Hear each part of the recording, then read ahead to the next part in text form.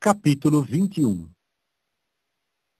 Então veio a haver fome nos dias de Davi, por 3 anos, ano após ano. E Davi passou a consultar a face de Jeová. Jeová disse então: a culpa de sangue sobre Saul e sobre a sua casa, porque entregou os gibeonitas à morte. Portanto, o rei chamou os gibeonitas e conversou com eles. Incidentalmente, os gibeonitas não eram dos filhos de Israel, mas do resto dos amorreus. E os próprios filhos de Israel lhes tinham jurado, mas Saul procurou golpeá-los ao ficar com ciúme a favor dos filhos de Israel e de Judá. E Davi prosseguiu, dizendo aos gibeonitas: que devo fazer para vós e com que farei expiação, para que certamente abençoeis a herança de Jeová? Os gibeonitas disseram-lhe, pois: não é para nós uma questão de prata ou de ouro no que se refere a Saul e aos da sua casa. Nem nos cabe entregarmos à morte um homem em Israel. A isto ele disse: farei para vós o que for que disserdes. Então disseram ao rei: o homem que nos exterminou e que tencionou aniquilar-nos de subsistirmos em qualquer território de Israel, dê-se-nos 7 homens dos seus filhos, e nós os teremos de expor a Jeová em Gibeá de Saul, o escolhido de Jeová. Por conseguinte, o rei disse: eu mesmo os entregarei. No entanto, o rei teve compaixão de Mefibosete, filho de Jonatã, filho de Saul, por causa do juramento de Jeová que havia entre eles, entre Davi e Jonatã, filho de Saul.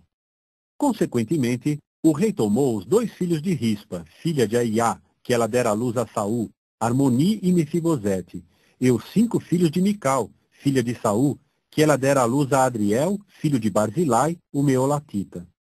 Entregou-os então na mão dos gibeonitas, e estes passaram a expô-los no monte perante Jeová, de modo que os 7 deles caíram juntos. E eles mesmos foram entregues à morte nos primeiros dias da cega, no início da cega da cevada. No entanto, Rispa, filha de Aiá, tomou serapilheira e a estendeu para si sobre a rocha, desde o início da cega até que caiu água sobre eles desde os céus. E ela não permitiu que as aves dos céus pousassem sobre eles de dia, nem as feras dos campos de noite. Por fim se relatou a Davi o que Rispa, filha de Aiá, concubina de Saul, tinha feito. Portanto, Davi foi e tomou os ossos de Saul e os ossos de Jonatã, seu filho, dos proprietários de terras de Jabe-Gileade, que os haviam furtado da praça pública de Bet-San, onde os filisteus os tinham pendurado no dia em que os filisteus golpearam a Saul em Gilboa. E de lá passou a trazer para cima os ossos de Saul e os ossos de Jonatã, seu filho. Outrosim, ajuntaram os ossos dos homens que tinham ficado expostos. Enterraram então os ossos de Saul e de Jonatã, seu filho, na terra de Benjamim, em Zela, na sepultura de Quis, seu pai, para fazerem tudo o que o rei mandara. De modo que depois disso Deus se deixou suplicar a favor da terra. E os filisteus vieram a ter novamente guerra com Israel. Por conseguinte, Davi e seus servos com ele desceram e lutaram contra os filisteus. E Davi ficou cansado. E Isbi-Benob, que estava entre os que nasceram dos Refaíns, cuja lança pesava 300 siclos de cobre e que estava cingido de uma espada nova, pensava em golpear a Davi.